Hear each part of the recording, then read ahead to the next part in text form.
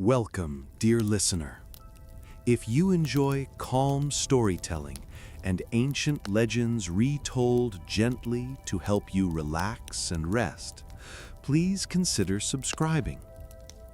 Tonight, we set sail across the imagination of ages past. Our journey is not to a land that still stands upon the earth, but to one that has lived for millennia in memory and myth, Atlantis. The story of Atlantis was first spoken by the philosopher Plato more than 2,000 years ago. In his dialogues, he described a mighty island beyond the known world, a place rich with beauty and power, destined for greatness and for tragedy. Whether Atlantis was real or only an allegory, its vision has never left us. From ancient philosophers to modern dreamers, people have looked to the sea and wondered if the lost island might still sleep beneath the waves. But tonight, we are not here to debate history or science. Tonight, we are here to dream, to close our eyes and imagine Atlantis as it might have been. Its golden fields, its shining harbors, its temples of gleaming stone. We will walk through its gardens, listen to its music, and watch the rise and fall of a city both magnificent and fragile. So breathe slowly. Let the sound of this story guide you. For in the hush of night, Atlantis lives again. Far beyond the Pillars of Hercules, what we now call the Strait of Gibraltar, where the Mediterranean Sea opens its arms to the vast Atlantic Ocean, there was once said to be an island unlike any other, Atlantis. It was not a small place, but a great land, stretching wide like a continent. The mountains that crowned its heart rose high, their snowy peaks shining like silver under the sun. These mountains gave way to rolling hills, then to valleys fertile with life. Rivers laced the land like threads of light, their waters cool and clear, carrying blessings down to the fields. The plains, broad and gentle, were covered with grasses that bent like waves beneath the wind. The soil of Atlantis was said to be rich beyond compare. It grew fruits in abundance, sweet figs, golden oranges, grapes that swelled heavy on the vine. Wheat and barley filled the fields, their stalks rising tall, shimmering like gold beneath the sky. Farmers worked with ease, for the earth was generous, and each harvest overflowed more than the last. Forests of cedar, oak, and olive spread across the land. Birds nested in their branches, filling the air with songs that echoed from dawn to dusk. Streams wound quietly beneath their shade, pooling into ponds where deer bent their heads to drink.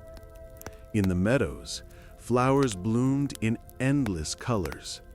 Wild irises, lilies, roses soft as dawn. Bees hummed gently, drifting from blossom to blossom, weaving honey sweet as sunlight itself. The coastlines of Atlantis were long and varied. To the north, cliffs stood tall against the ocean, carved into shapes by the patient hand of the waves. To the south, sandy beaches stretched far and wide, the sea whispering at their edge.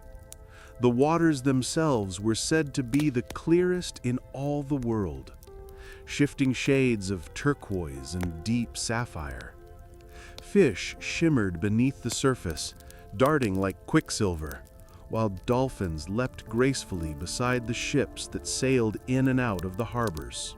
But it was not only the land that was abundant. Beneath the earth lay treasures, metals that gleamed with light.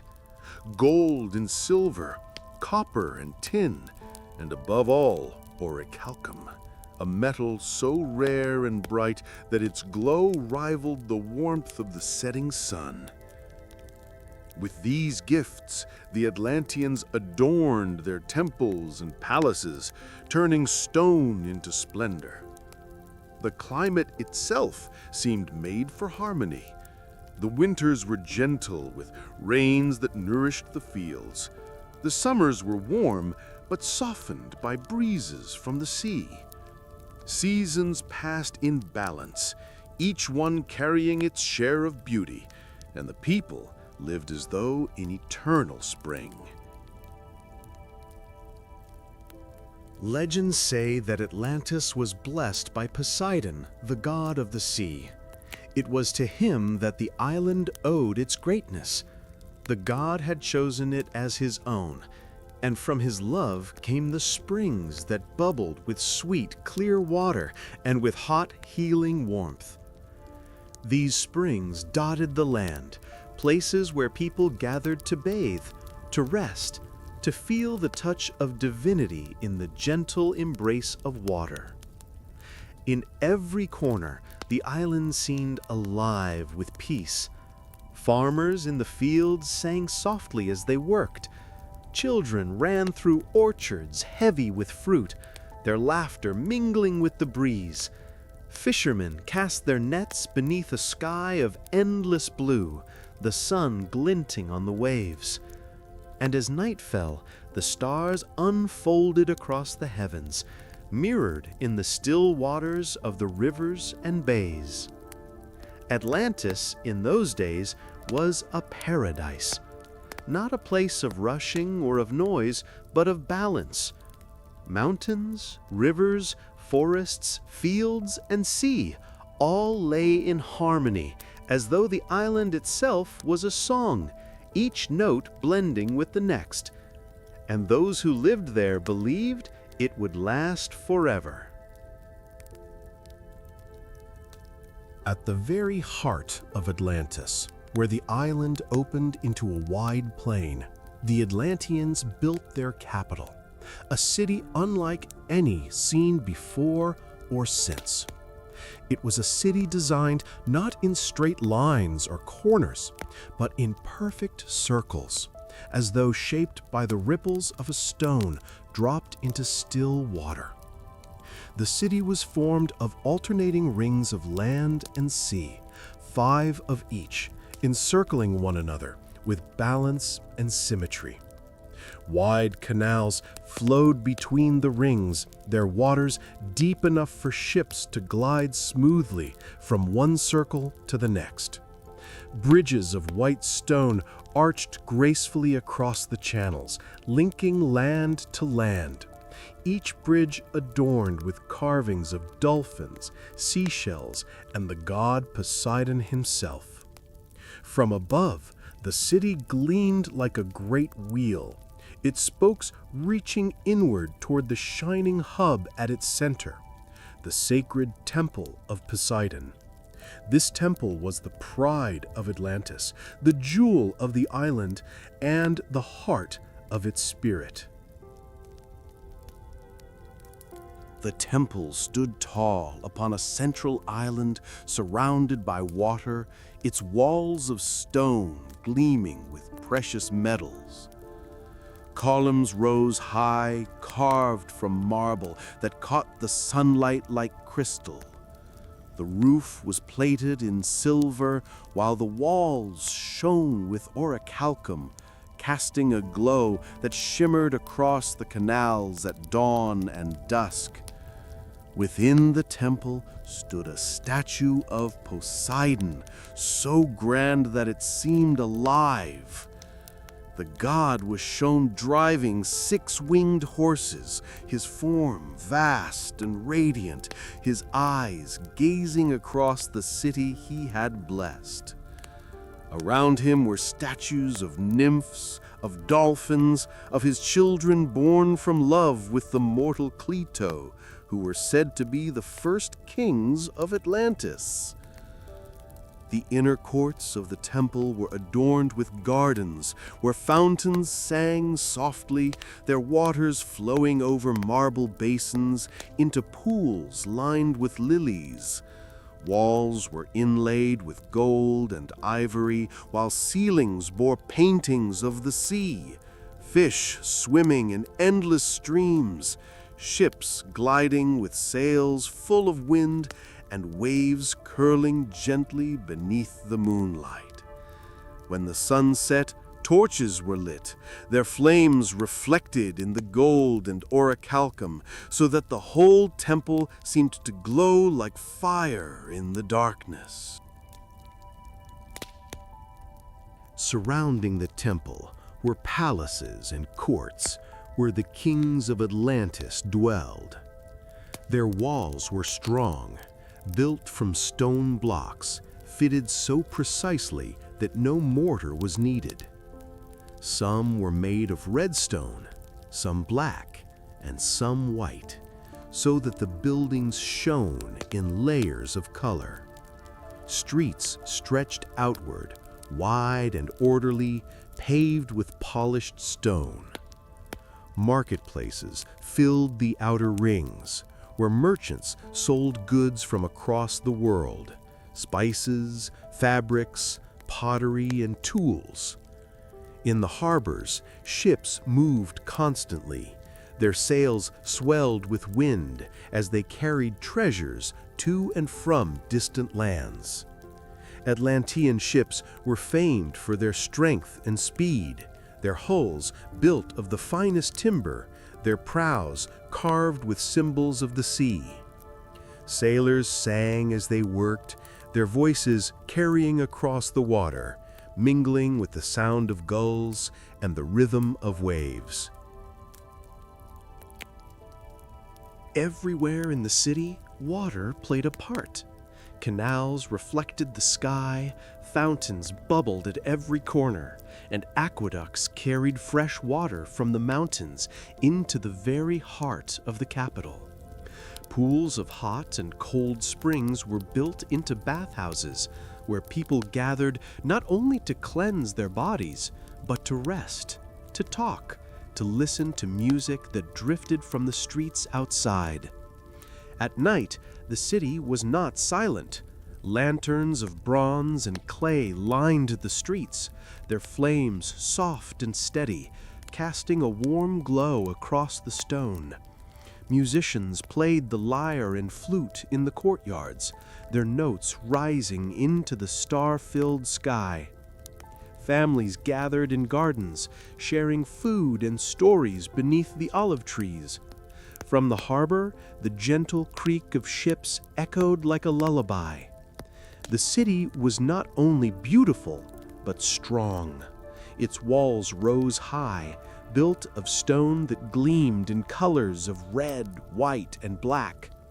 Gates of bronze guarded its entrances, while watchtowers looked out over the plains. The Atlanteans were proud of their defenses, though for many generations they had no need of them, for peace reigned across the island. The kings of Atlantis ruled with wisdom, each descended from Poseidon's line. They met in the Great Hall, a chamber vast and solemn, where laws were made and justice was spoken. On the walls hung plaques of gold inscribed with their oaths, to rule with fairness, to honor the gods, to protect the harmony of the island.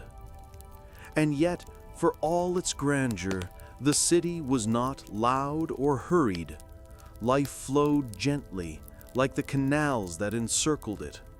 Merchants called softly in the markets, musicians filled the air with calm, and families moved at a rhythm unhurried by time.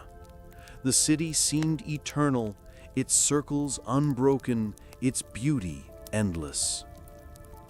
In those golden days, the people of Atlantis believed their city to be the center of the world, a place where man and nature, gods and mortals lived in harmony. They walked its bridges at dawn, when the mist rose from the waters and the first light touched the temple's gleaming walls. They sat by its fountains at dusk, when the air grew cool and the stars began their quiet watch. Atlantis was not merely a city, it was a vision of balance, a dream of perfection. And for a long while, it seemed nothing could disturb its circles, nothing could break its peace. Morning in Atlantis did not arrive with urgency. It unfolded like silk unrolling, quiet and sure. The first light touched the mountain peaks and drifted down the slopes, brushing the forests with a pale gold that deepened as it moved toward the plains. In the capital, the canals held the dawn like mirrors. A heron stepped along a stone edge, its reflection keeping time with its careful feet.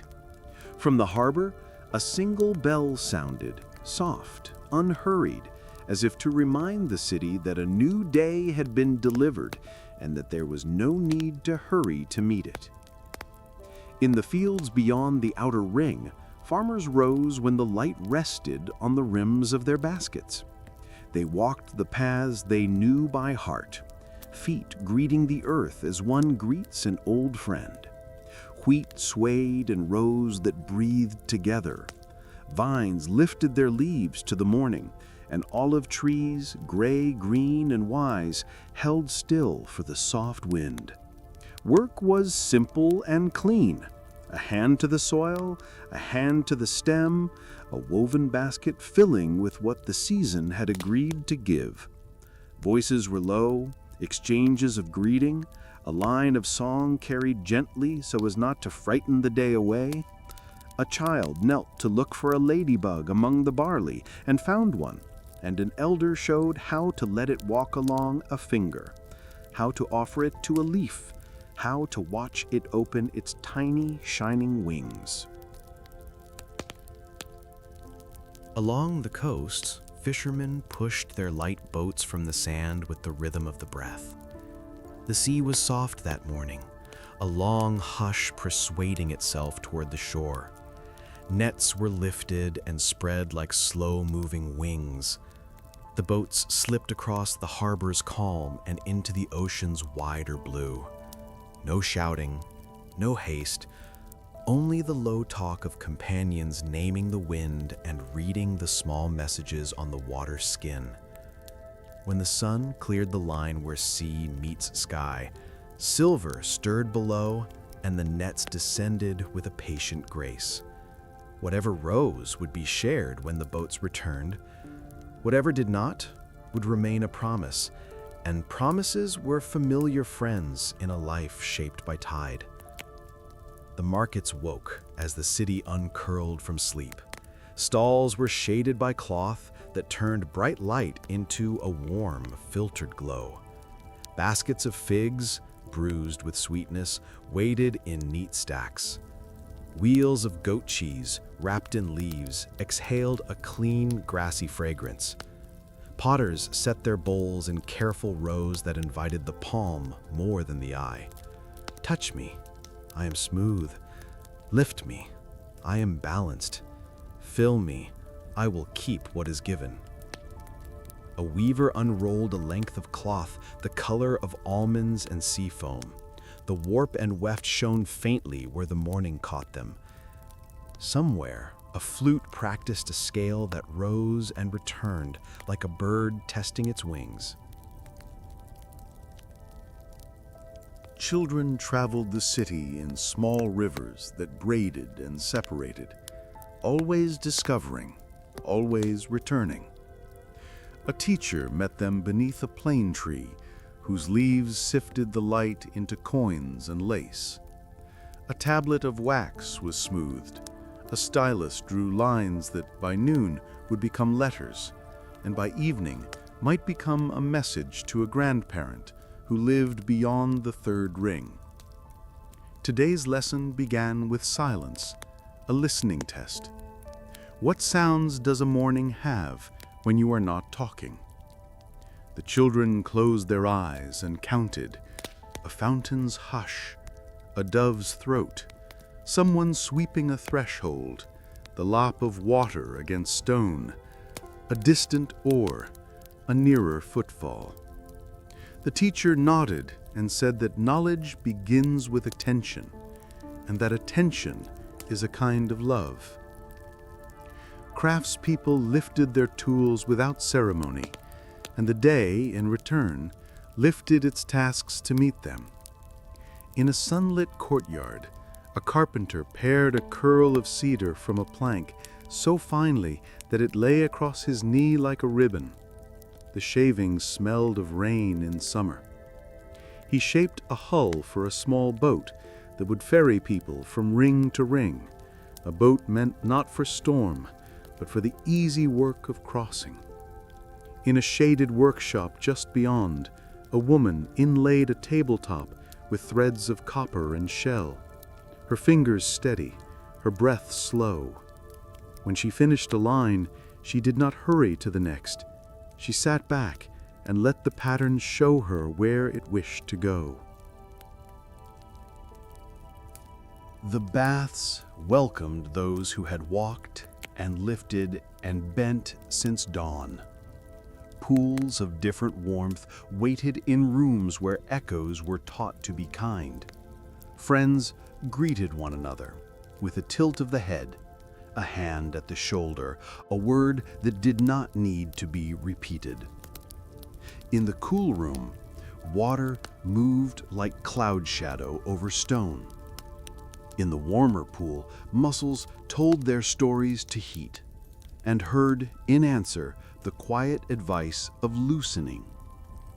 A boy watched light ripple across the ceiling and learned, without anyone having to say it aloud, that time can be measured in ways other than clocks. At the center of the city, the temple's courtyards held their own mornings. More intentional, perhaps, but not more solemn. A gardener trimmed branches into clarity. An attendant filled lamps with oil and placed them where evening would later ask them to speak. A singer tested the first notes of a hymn in a key that was friendly to dawn. Pilgrims came with offerings that were not grand. A sprig of rosemary, a pinch of salt, a small loaf.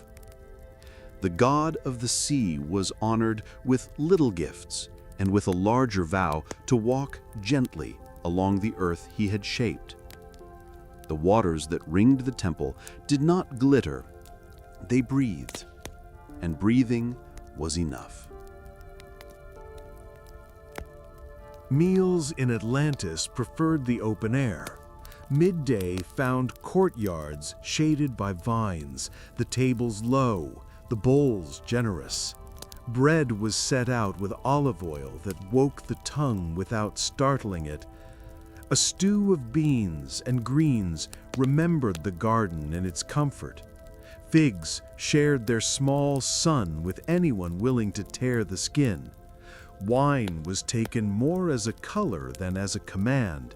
It brightened the edges of conversation without trying to steer it.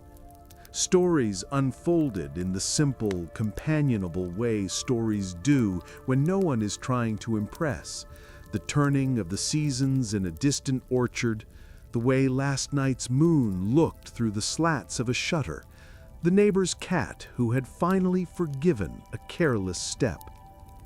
After eating, the city rested. Doors breathed shut, streets softened. Even the fountains seemed to lower their voices to a murmur. In the harbor, sails were furled and fishermen napped against their bundled nets. In the fields, a hat tilted over a face, and a hand that had picked since morning opened empty to the sky for a while. A potter placed a cloth over a half-finished amphora, not to hide it, but to let it dream its way to the next curve. Rest was not an interruption of life, but one of its proper rooms. When afternoon returned its light to the hands of those who needed it, the city moved again with its steady pulse. Lessons resumed under the plane tree. Today, the children learned the names of winds and how to draw a coastline with a single, confident line that left room for bays to breathe. They practiced arithmetic with olives and small stones, learning that numbers are not merely counts, but relationships. This many beside that many, this much more gentle than less. At the edge of the group, a girl who preferred listening to speaking asked a question about shadows and angles. The teacher, delighted, tilted a stick toward the sun and let geometry introduce itself without raising its voice. In a studio near the second ring, a sculptor washed his hands before approaching a block of stone that had waited a week for him to be ready. He stood before it in the posture of a man greeting an equal, shoulders loose, eyes clear, breath even. He touched the stone lightly and asked what it wanted to reveal. A small mark, then another, a measured stroke that removed what no longer belonged. Chips fell to the floor with the sound like light rain on a garden wall. Across the canal, a singer rehearsed a lullaby that had learned, over years, exactly how to lower the day into evening. The notes leaned into one another the way friends do when they don't need to speak to be understood. Trade moved along the rings as boats and feet conspired to bring far things near. A tray of saffron from a red-soiled hillside glowed like morning in a bowl. A spool of blue-dyed thread carried a piece of sky into human hands. A basket of almonds spoke the language of mountain air. Coins changed palms with a soft, domestic music. Promises were made with eyes and kept with hands. A boy, learning his father's trade, miscounted by one and learned kindly how to let numbers keep each other company without leaving anyone out. The elders of Atlantis did not retire from life. They took a seat a little closer to its quieter instruments. In a shaded arcade near the outer ring, a woman with hair the color of salt told two children how the city's bridges were first laid, how a rope was walked across, how a plank followed, how patience learned to be strong. She spoke not of conquest, but of carefulness. Next to her, a man whose knees remembered the sea's particular weight explained the tides with his hands, opening and closing his fingers in the old rhythm. He did not mention pride. He taught respect for the moon. As evening approached, the city gathered itself the way a hearth gathers a family. Lamps were lit and took up their posts along the walkways. The canals accepted the last blue of day and offered it back as silver. The temple's outer walls warmed to the torch's soft attention. Musicians brought out strings that had rested in boxes through the heat of noon.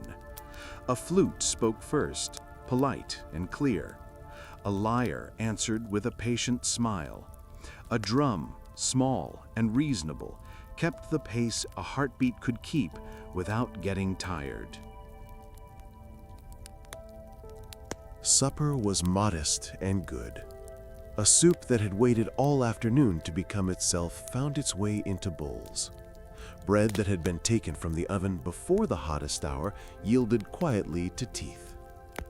A handful of grapes reconsidered sweetness as a form of gratitude. Families touched the day to see how it had held up under use and agreed that it had been enough, and more than enough. Later, when the stars had scattered themselves over the soft dark, small processions moved along colonnades and across bridges. Not festivals, those would come with their own measured joy, but the ordinary devotions that keep places well tended. A singer in the temple's side court led a few voices in a hymn that spoke of protection as a circle drawn gently around a sleeping child. A boatman ferried a late walker from Ring 3 to Ring 2 without asking why the walk had taken so long. Two friends, one who had been worried and one who had been listening, stood quietly by a fountain until the worry remembered how to become a plan. Night deepened, but it did not close. It opened in a different direction. In a workshop by the fourth bridge, a lamp burned as a young astronomer coaxed a star map into being, not to master the heavens, but to memorize the kindness with which they return each season. On a balcony above a garden, a poet arranged 3 lines and then gently removed one, discovering how absence can be a kind of music. In the harbor, a watchman walked his slow path and touched, without sounding, the bell that would know what to do if ever it were needed. Sleep came to Atlantis like a tide that knows every stone. The city did not resist, it yielded. Windows darkened in no particular order. The last boats exhaled their ropes. A cat stepped along a wall and found its careful way to a bowl waiting in a doorway. Somewhere, a mother hummed to a child, and the child's breath answered in the language of dreams. The mountains held their snow. The plains lay smooth as the palm of a hand. The sea, which had been speaking all day in sentences, spoke now in syllables, and then, kindly, in silence. If one walked the rings at this hour, one might hear 1,000 small pieces gathered into one, the murmur of a canal against its stone, the patient garden noting that leaves have edges and edges have a right to rest, the temple remembering the first light it ever held and promising to hold the next with equal tenderness. And among all these murmurs, the people of Atlantis slept well, because their day had asked nothing loud of them and given everything quietly in return. This was life in Atlantis, not a parade of marvels, but a practice of balance. Work with the hands and with the mind. Food that felt like the afternoon sun. Music that honored the evening. Learning that treated questions with hospitality. The city circles were not only stone and water, they were the circles of attention, care, and rest. What was begun was finished. What was finished was blessed. What was blessed was shared. And as the night leaned toward dawn, a soft wind from the sea pressed its cheek against the island, and Atlantis turned, without waking, toward the next day, waiting patiently at the edge of light. Atlantis did not remain a quiet island only content with its own gardens and harbors. Its strength grew, as strength often does when the land is generous and the people are skilled. The ships that once carried baskets of olives and jars of wine began to sail farther, their sails swelling not only with wind but with ambition. The Atlanteans became masters of the sea. Their fleets spread across the waters like migrating birds, moving in formation, steady and sure. Their ships were built with care, their prows carved into the shapes of dolphins and lions, their decks polished to gleam in the sun. Oarsmen rowed in time with drums, each stroke pulling the vessels through the waves with smooth precision. Sailors tied ropes as if weaving a tapestry, each knot a promise of strength. Wherever they went, the name of Atlantis carried weight, and the harbors of other lands opened to them with awe or with caution. They traded in abundance, bringing home treasures not only of gold and silver, but of ideas and crafts. They carried spices from distant coasts, fabrics dyed in colors rare to their own land, gems that caught the light in unfamiliar ways. In return, they offered grain, wine, fine pottery, tools of metal, and the art of navigation itself. For a time, trade was their pride, and the world welcomed them as guests whose ships brought prosperity. But pride grows easily when ships return heavy and vaults overflow. The Atlanteans began to see themselves not only as traders, but as rulers. Their armies grew, their spears multiplying like reeds by the river, their shields glimmering in rows that stretched farther than the eye could follow.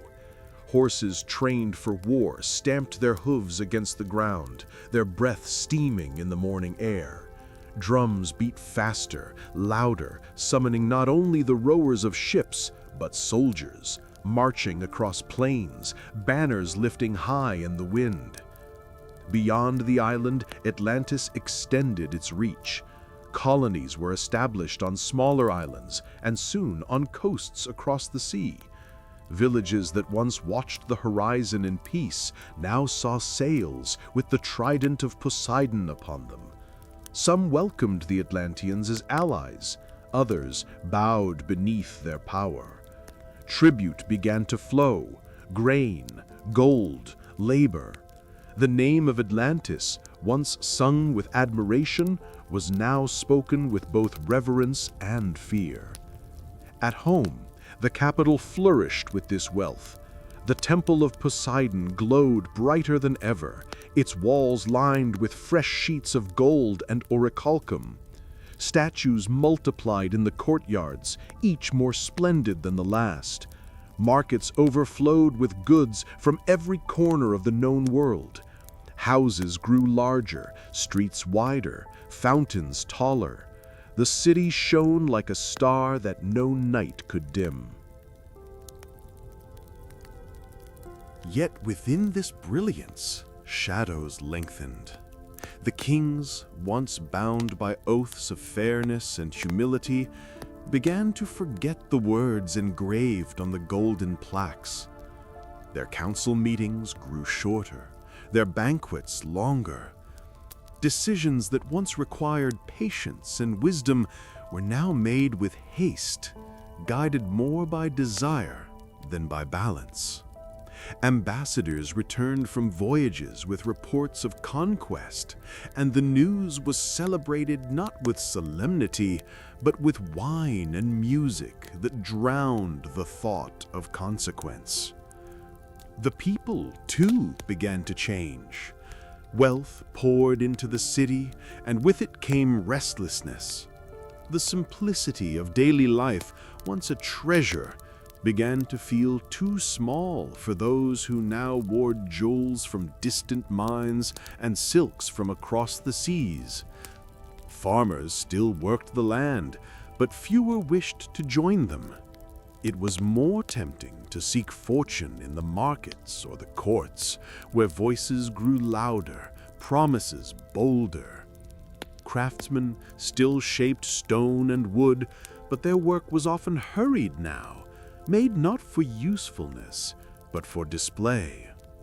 The balance that once defined Atlantis tilted. The circles of the city still shone, but they no longer reflected only harmony. They reflected power, and power always asks for more. Stories tell of a time when the armies of Atlantis stretched across vast territories, reaching even toward Egypt and beyond, pressing upon the lands of Greece itself. The Athenians resisted, standing against the might of Atlantis, and for the first time, the island faced not triumph, but challenge. Though they remained strong, their certainty wavered, and the gods watched closely. For the gods had given Atlantis its gifts, and with gifts come responsibility. Poseidon, who once blessed the island with springs and abundance, looked upon the pride of his children and saw in them less gratitude, more greed. The temples still stood, but offerings grew careless. Hymns were sung, but often by hired voices, not by hearts that truly believed. Festivals once held in joy became displays of wealth, competitions of who could offer the largest sacrifice, not who could show the deepest devotion. It is said that in the quiet hours when the moon shone upon the temple's shining walls, the statue of Poseidon seemed less alive, its eyes colder, its presence withdrawn. The god who had loved the island now looked upon it as one looks upon a child grown arrogant, forgetting the lessons once carefully taught. And yet Atlantis did not stop. Pride urged them forward, whispering that they were invincible, that their circle of land and water was unbreakable, and that the sea itself was their servant and could never rise against them. Ships continued to sail, armies continued to march, kings continued to feast. The city glowed brighter and brighter. But, as with any flame, the brighter it burns, the shorter its time. In the hearts of a few, there was unease. Elders who remembered simpler days spoke softly of balance lost. Farmers who still worked the soil wondered why fewer came to join them. Priests in quiet corners prayed not for victory, but for humility, though their voices were faint against the laughter in the banquet halls. Atlantis, once a paradise of harmony, had become an empire of pride. And pride, as every story warns, is a fragile crown. The gods do not thunder their anger at once. They begin in whispers. A shift in the wind, a tremor beneath the soil, a silence where once there had been birdsong. The Atlanteans, busy with their feasts and their fleets, did not notice the first warnings. Or perhaps they noticed, but chose not to listen. For when pride grows tall, it leans away from humility, and in leaning, it forgets the ground that holds it. Poseidon, lord of the sea, had once looked upon Atlantis as his chosen jewel. He had poured his blessings into the island, springs of clear water, soil rich with life, metals rare and shining. He had given them rulers from his own bloodline, men and women who swore oaths to rule with fairness and restraint. But oaths, like vessels left untended, can crack. What was once strong can weaken when care is forgotten. In the courts of the kings, voices grew louder, not wiser. Greed whispered in the shadows of golden halls. Decisions that once served the people now served ambition. The sacrifices at Poseidon's temple were still abundant, but abundance is not devotion. Animals were offered in numbers, jewels were laid upon the altar, but the spirit of the offering was hollow. The God who hears the heart heard little but pride. The people, too, changed. Farmers who had once worked the land with reverence now worked it with haste, seeking not balance but profit. Traders measured their worth not in the fairness of exchange, but in how much they could take. The simple joy of life, bread with olive oil, music at dusk, laughter among friends, was overshadowed by competition, envy, the desire to outshine rather than to share. And so the gods began to withdraw their favor. The rains, once gentle and faithful, began to falter. At times they came too heavy, swelling the rivers into floods. At other times they withheld themselves, and the soil cracked beneath a sun too fierce. Fishermen who had once trusted the sea as a friend found the waters restless. Nets returned lighter. Storms rose with little warning, and the dolphins who had once danced beside the ships now swam away. The earth, too, gave signs. Small tremors stirred beneath the mountains, at first so faint that they were dismissed as the shudder of wind. But the tremors grew, spreading across the plains, rattling doors, shaking amphoras from their shelves. At night, sleepers woke to the sound of stones shifting, as though the island itself turned uneasily in its bed. In the temple, the priests watched the statue of Poseidon with anxious eyes. Once, its presence had seemed alive, the god's gaze warm, his trident a symbol of protection. Now the marble appeared colder, the shadows deeper around his form.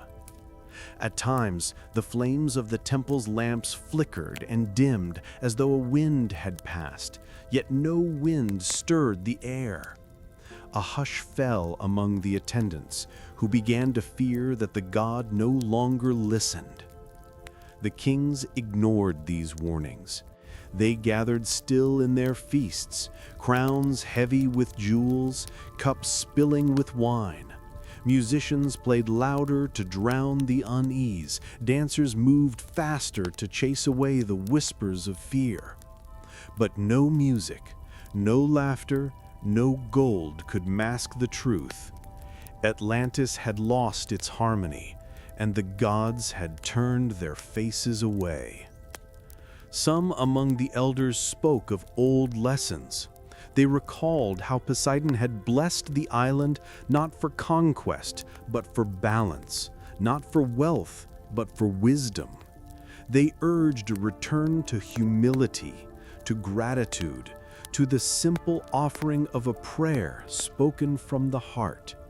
Yet their voices were few, and they were brushed aside like dust in a golden hall. The sea grew more restless. Tides rose higher, their foam reaching further upon the shore.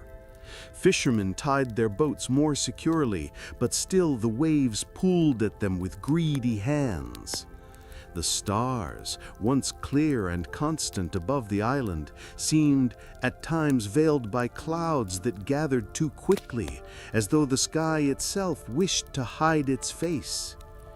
In dreams, some spoke of visions, the earth cracking open, water rushing in, the city's circles breaking apart. Mothers whispered to one another of children waking in the night, frightened by voices they could not explain, voices that spoke of water rising, of walls falling, of silence swallowing song. But the kings would not hear. Pride deafens even the sharpest ears. They declared that Atlantis was eternal, that no storm could shake their walls, that no god would dare to undo what had been built in such glory. They believed themselves untouchable, a circle that could not be broken. But the gods are patient, and patience is not mercy. Their displeasure was not a passing shadow, but a tide that had already begun to rise. The island waited, its mountains uneasy, its seas unsettled, its skies heavy with unspoken warning. Atlantis still shone with wealth and splendor, but beneath its brightness, the ground trembled, the waters whispered, and the gods prepared their judgment. The night that would end Atlantis did not announce itself with thunder. It began like any other, quiet and silver under the moon. The city's rings gleamed with torchlight, laughter floated from banquet halls, and the harbors whispered with the slow rocking of ships at anchor. Yet beneath the calm surface, the island trembled, as if holding a secret it could no longer bear. At first, it was only a shiver, a faint vibration felt in the floor of a marketplace, a jug trembling where it rested against a wall. Children laughed and thought it a game, pretending the earth was alive beneath their feet. But the elders grew pale, remembering whispers of warning, remembering tremors that had come before. In the temple, a lamp fell, spilling oil across the floor, and the flame that should have died instead leapt higher, as if carried by a hidden breath. The sea began to stir.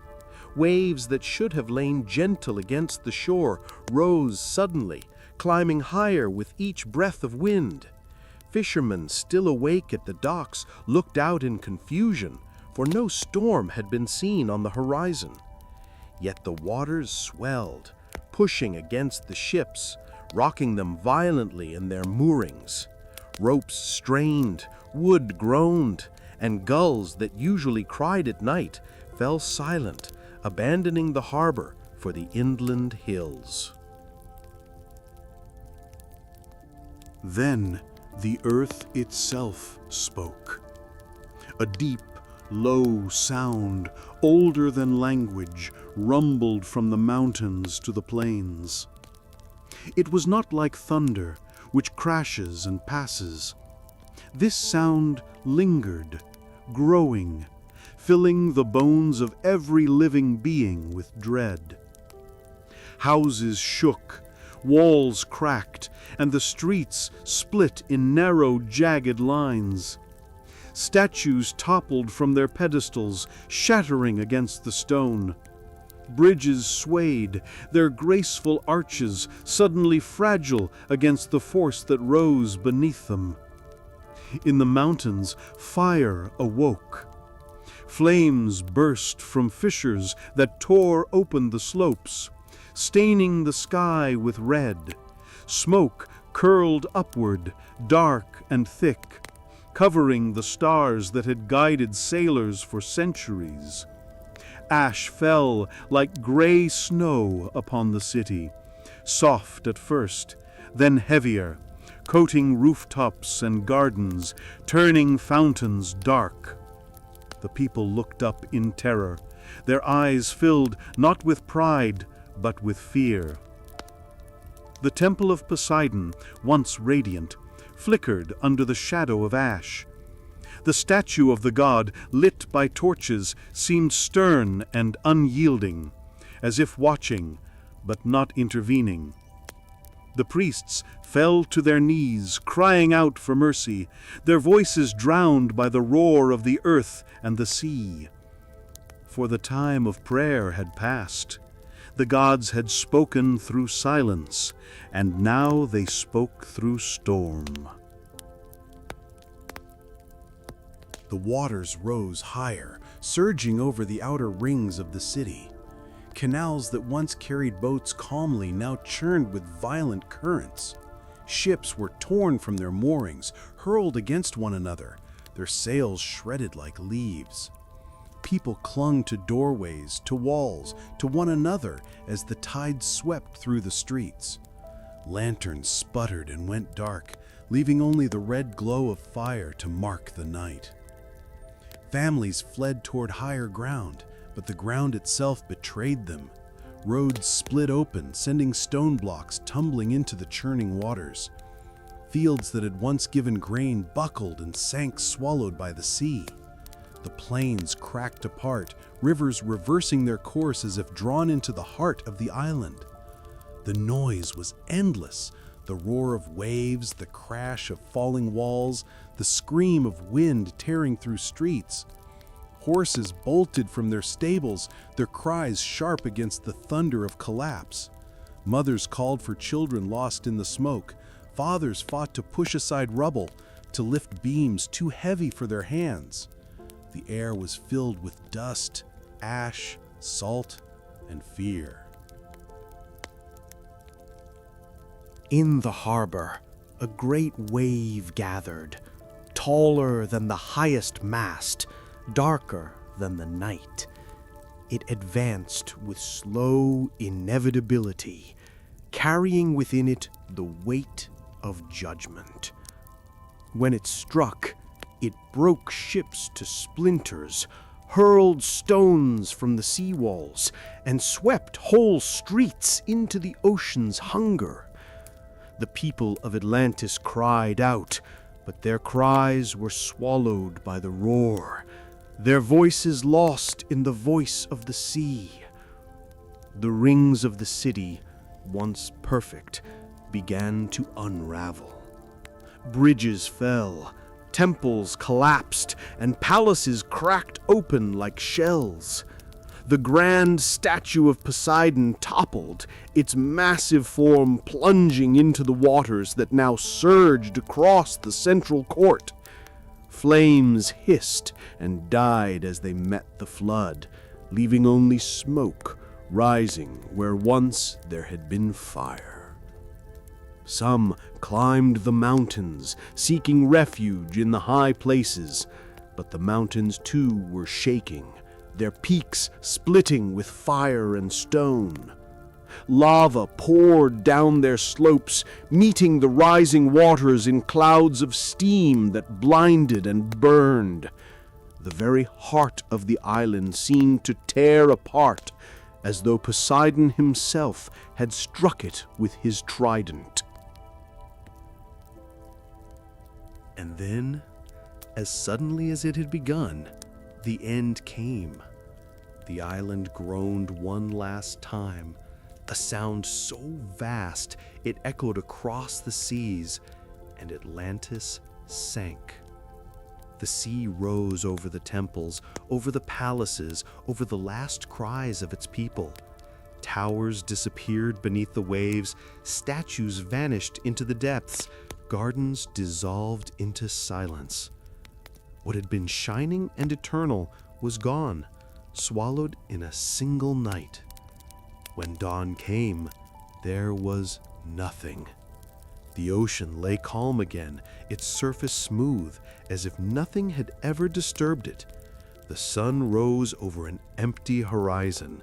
No rings, no temples, no harbors, only endless water hiding all that had once been. The sea kept its secret, and the world woke to find that Atlantis had vanished, leaving only memory and myth behind. Morning found the ocean smooth again, as if a patient hand had pressed the night's creases from its surface.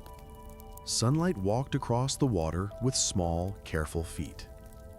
A single gull traced a white line through the air and then folded its wings, letting silence finish the sentence. Where Atlantis had stood, there was only blue. Deep, unanswering, complete. Yet absence is not emptiness. The sea kept what it had taken, and what it kept, it learned to sing about in ways only the sea understands. Currents slow and bookish carried fine sand through roofless halls. Tides became librarians, placing shells where columns had fallen, filing coral along the edges of broken steps. Fish learned the geometry of courts and doorways, slipping through arches no longer bound to sky. In quiet seasons, when storms rested and the moon nodded softly, the water spoke in pulses over stone, each pulse a soft revision of what had been. Down where daylight thins to thought, gardens returned in different colors. Once, vines had climbed the marble with a gardener's blessing. Now, sea fans opened their delicate hands to the passing wash, and anemones, patient keepers of small thresholds, waved the slow welcome of creatures who have practiced greeting for centuries. Pillars, freckled with sponges and the pox of small homes, leaned at angles that pleased the eye without troubling the mind. A stair that had once led a king to council led now to a school of silver fish, which turned as one at the suggestion of a shadow, and then, reassured, continued their lesson in togetherness. No clocks ticked there. Time moved like silt, rearranging itself with courtesy.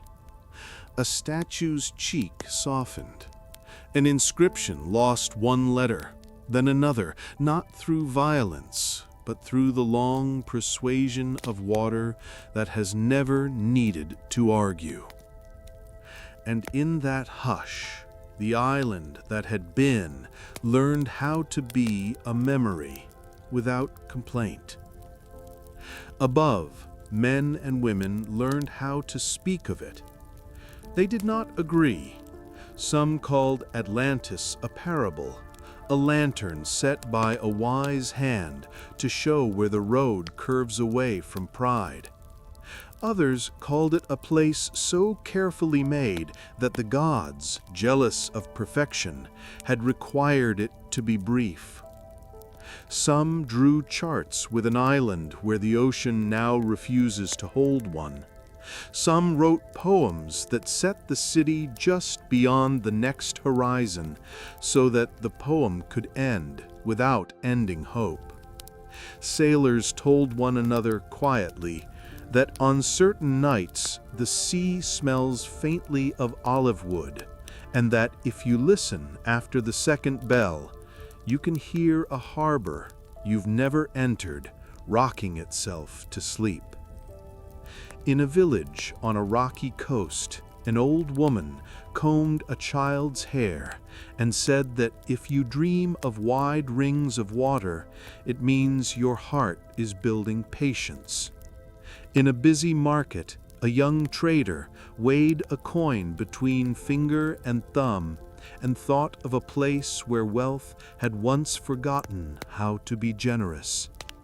In a school where the windows knew the habits of the wind, a teacher wrote a single word, Atlantis, and then left it on the board like a blue door that anyone might open when ready. The story learned to wear many clothes. It could be a caution: build slowly, listen longer, keep your temples simple and your oaths uncracked. It could be a comfort: what is beautiful is never entirely lost. It changes rooms, and sometimes the new room is water. It could be a mirror: empires looking at themselves, homes looking at themselves, a single person looking gently at the ambition that has begun to walk too fast and asking it to sit for a while and drink water. Seafarers kept their own, quieter sentences. At dawn, with the deck still cool and the rope loose with dew, a captain would lean at the rail and feel, under the ship's plain creak, another rhythm, older, like a distant song keeping time for those who never rush. When the wind died and the sail relaxed against its mast like a sigh, a deckhand might say that the sea was remembering something pleasant. And on those broad, weatherless days, when the horizon seemed stitched to the sky, someone would point and say nothing at all, letting the finger fall and the silence hold what words would only crumple. Divers, those who ask questions with their bodies, went down when the sea was kind. They did not find whole streets with market cries preserved in bubbles. They found what one should expect: stone that had practiced being stone for a very long time, a carved edge here, busy with barnacles, a platform there, now a stage for fish, a bronze fragment wearing green, a staircase tired but courteous. Coming up, they would blink at the brightness and say, if asked, that the water is very old and has good manners, and that it keeps confidences without malice. Scholars wrote, lovers listened. Pilgrims stood by cliff paths and let the wind move their clothing and their hair, as if reminding them that they too were temporary and beautiful. Singers found the pitch the shore desires at dusk and gave it the lines it prefers, lines that do not disturb birds already asleep in the rock's small hollows. Map makers in margins sketched a circle within a circle within a circle and felt, for a moment, the neatness of it, the way symmetry can soothe even when truth is messier. In the long rooms of winter, when rain wrote its careful script upon the windows, parents poured tea and told the tale so slowly that the kettle kept up. The child who asked whether Atlantis was real learned that many real things cannot be owned by facts alone.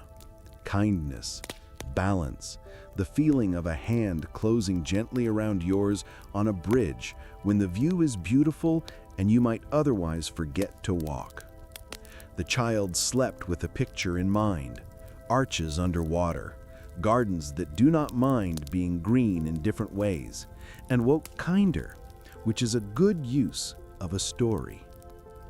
Under the waves, the echo went about its quiet work. A ray glided across a mosaic and made the little stones flash in an order no artist had planned. A turtle paused between columns, considering nothing in particular, then continued without having needed to decide. Octopuses, careful, private geniuses, rearranged shells on a threshold and made, perhaps, a domestic joke no human would understand. The ruins were not a ruin to those who lived there. They were a neighborhood. The sea is good at neighborhoods. Sometimes storms visited because the world has weather. When they did, the surface spoke harshly and then apologized in the morning. Below, a cup shifted from one ledge to another. Sand gathered over a name and made it more universal. A fish that had slept in a lion's open mouth chose, after the storm, to sleep in the curve of a fallen harp's frame and found that it liked the new address just as well. Season after season, century after century, the echo did not fade. It changed keys. It learned arrangements suited to different ears. To a monk candle guarding through an inland night, it sounded like the vow to be gentle with power. To a mason lifting a stone on a new city's fifth bridge, it sounded like a reminder to rest the back and the will.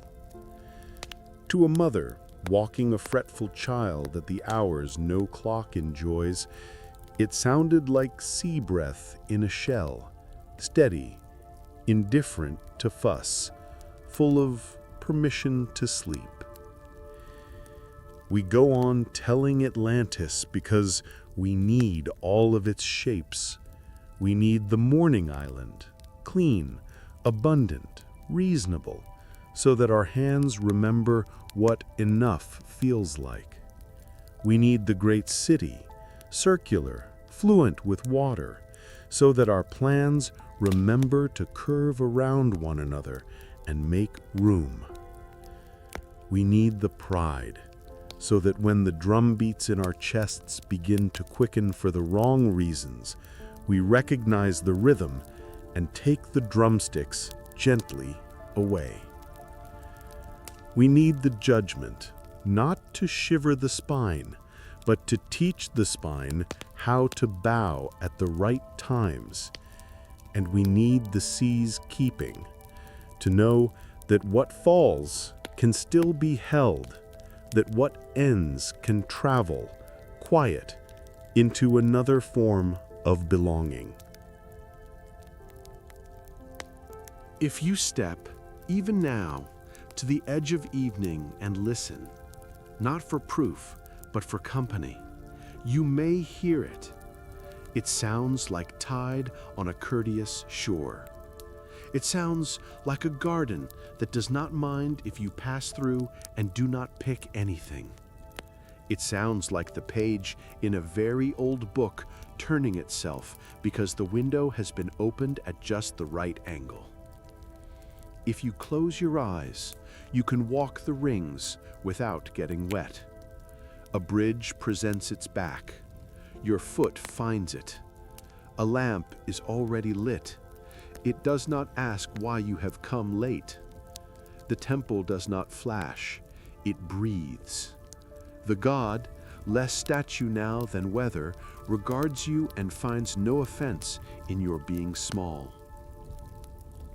Some who stand at coasts swear that on the calmest nights, a low bell sounds from far offshore, just once, and then not again. Some say that the bell is a buoy, and that wind is a joker. These are not enemies. The world contains bells and wind and jokes, and also whatever it is that makes a listening person smile at nothing and then breathe more easily. So let Atlantis be what it has become, a gentle teacher. Let it ask us, very softly, what circles we are drawing in our own lives, and whether the water between them is allowed to move. Let it ask whether our temples are open to sky, whether our bridges are patient, whether our counsels remember the right kind of silence, whether our hands enjoy work that need not be admired to be good. Let it ask whether we can be satisfied with bread that tastes like the field and the hour, with music that knows when to step back and let the night be night. And now, as you lie where you are, with the room leaned toward quiet and the air arranged for rest, let the island sink in the way a day sinks into evening, not with loss, but with completion. The rings fold into water, the water folds into breath, your breath folds into sleep. The sea is broad and very old, and has agreed to keep watch. It will file the sand, it will shelve the shells, it will turn the page when it is time, and the story will still be there when morning wakes with an appetite for gentleness. If dreams come, let them be simple. A bridge, a fountain whispering to its own basin, a garden where nothing hurries and nothing is late. A harbor rocking a boat, and the boat, grateful, rocking back. In the distance, a city that once forgot, and then, in a different room, remembered. In the nearer distance, your own steady heart, the kindest bell of all. Sleep now. The waves are breathing for you. The lights of the long-ago temple have become stars, and they are exactly where you need them to be, above, patient, unarguing, ready to guide you back if you wake, and willing to wait if you do not. Atlantis is quiet. The sea keeps the quiet, and you are welcome to rest inside it as long as you like.